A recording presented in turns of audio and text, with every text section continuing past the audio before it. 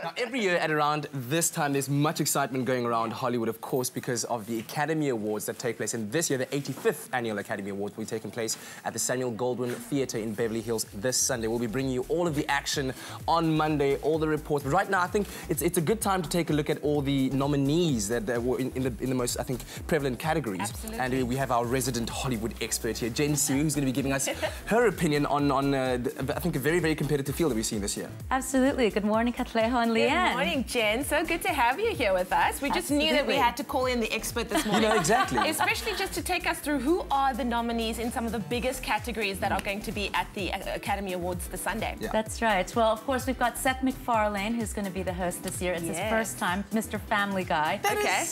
Yeah, and he's a great singer, so we're going to be looking forward to something really fun from the host this year. All right. Also, there's going to be 6 college students who are going to be replacing the trophy models who are giving out the Oscars. So it's going to be very interesting this year. It's very nice to see how Hollywood's giving back this year. I mean, even at the Grammys this year, they decided to do that teaching kind of internship that we're doing with teachers and music students. Grammy score, yeah. Exactly. So let's look at the Best Supporting Actress nominees. Awesome. We start with Amy Adams. All right. In The Master. We've got Sally Field with Lincoln. Anne Hathaway in Les Misérables. Helen Hunt in The Sessions. And Jackie Weaver with Silver Linings Playbook. Oh, so who do you think's going to take it, Katleho? Whoa. I am honestly rooting for Anne Hathaway. I agree Les with you. Misérables. Yeah. That was absolutely amazing. I mean, we hardly ever know that these actors have extra talents like that, like singing, and then they do it live and perform on camera in a big blockbuster movie. And I'm hoping that if Sally Field does take it, she's not going to say, "You love me, you really love me," because she's done that already. So. I know, actually, I know. I think it's very unlikely that Sally Field or Helen Hunt are going to win, actually. I think it will be going to Anne Hathaway. And if you look at the Golden Globes, the BAFTAs, the SAG Awards, the Producers Guild Awards, you know, she's really taken the sweep of it. I think it's so looking, you know, it's looking good for her. And she looks amazing on the red carpet. Yeah, she does. Okay, let's take a look at your Best Supporting Actor nominees.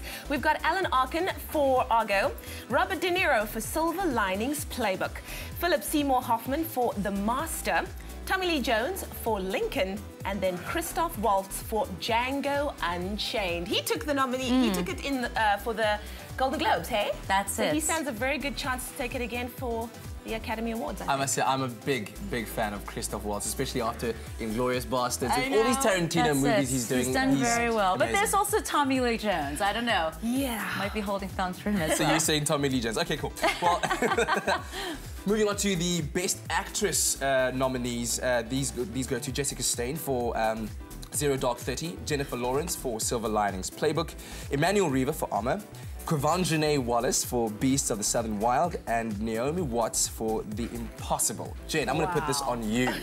Well, Jessica Chastain looks like she's going to be the front runner this time for, and which is also good because I don't know about Zero Dark 30 getting an Oscar for Best Picture. The chances are unlikely compared to Lincoln or to Argo or to some of the others. Also, Quvenzhané Wallis is an interesting little person in the mix because she's only 9. She's 9 years old. She's the youngest ever to be nominated for an Oscar. So that's crazy. That would have kind of steal the show. Imagine if she did. Well, that would be interesting. The headlines the next day would be amazing. However, we'll see. The Academy also might feel, well, she's got a lot of life ahead of her, so maybe we'll wait for this time. Indeed. Jen, take us through the Best Actor nominees. That's right. The nominees for Best Actor are Bradley Cooper, Silver Linings Playbook, Daniel Day-Lewis in Lincoln, Hugh Jackman for Les Misérables, Joaquin Phoenix for The Master, and Denzel Washington for Flight. Wow. Don't you think Jen should be there at the Academy Awards? It sounded like that voiceover. And the nominees are... I'm actually a bit offended though because I was hoping for no, not because of that. I'm offended because Jamie Foxx for Django should have been there. Yeah, I would say I'm also a Jamie Foxx fan. Oh, so but Bradley Cooper, I mean, he's hot. Silver Linings Playbook. Just being on Hot alone, he should just win the Oscar. All right, so those were your nominees in, like we said, the biggest categories that we can think of right now. But of course, I think one of the most hotly contested one will be the Best Picture. And the nominees here are... The nominees for Best Picture are Amour, a French-language film directed by Michael Haneke. Golden Globe winner Argo, directed by and starring Ben Affleck. Beast of the Southern Wild, directed by Ben Zeitlin. Quentin Tarantino's Django Unchained, starring Jamie Foxx. Golden Globe winner Les Misérables with Hugh Jackman. The adventure drama Life of Pi, directed by Ang Lee. Steven Spielberg's Lincoln, starring Daniel Day-Lewis. Silver Linings Playbook with Jennifer Lawrence. And the historical drama film Zero Dark 30. Wow, and those are the nominees in the Best Picture category in this year's Academy Awards. Jen, what do you have to say about that? Ooh, well, it is interesting because Argo, of course, seems to be the front runner, at least if you look again at the Golden Globes, the British Academy of Film and Television Awards. But Ben Affleck was snubbed for a nomination as Best Director. Now, you've really never had an Oscar or an Academy Award winner of Best Picture without the director being nominated, him or herself. So this would be actually a first in history if Argo did actually clinch Best Picture. Now, there's also Lincoln. Lincoln's got 12 nominations. Wow. It's a big front runner. They love Daniel Day-Lewis, and I thought he was brilliant as an actor in the movie. They love Steven Spielberg. Steven Spielberg, as director, has heavy weight in Hollywood. So it could be very likely that there is a complete switch and Lincoln takes all the awards. It's going to be very interesting. Life of Pi, you know, Django Unchained, Silver Linings Playbook. I mean, they all, every single film is really strong on its own merits, and it's going to be a hotly contested Academy Awards this year. I can't wait. Thank you so much, Jen. Like you said, I do think we've got a brilliant group of films going up against each other. So thank you so much for being here with us and taking us through all of the different categories. Now, earlier in the week, the provincial government of the Western Cape, the City of Cape Town, and the National Film and Video Foundation hosted a farewell event for the South African nominees for this year's Academy Awards. Both Assad and Searching for Sugar Man were honoured at the event. Let's take a look. As the buzz intensifies in anticipation of the annual Academy Awards in Los Angeles this weekend, South Africans will be rooting for two local productions. Western Cape Minister Alan Wine believes the local industry holds great international potential. We know that this industry for the Western Cape and Cape Town in specific is worth about R3.5 billion a year.